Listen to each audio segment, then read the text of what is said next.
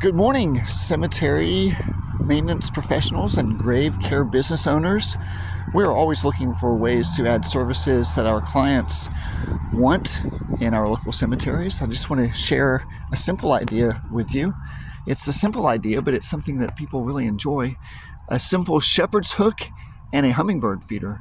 You can place this on your client's grave site and then just offer to fill up the hummingbird feeder, the bird feeder, throughout the warm months. This is something that people really enjoy, especially if your clients' loved ones enjoyed hummingbirds and having birds at their homes. We're always looking for ways to help you start a respectful and profitable grave care business.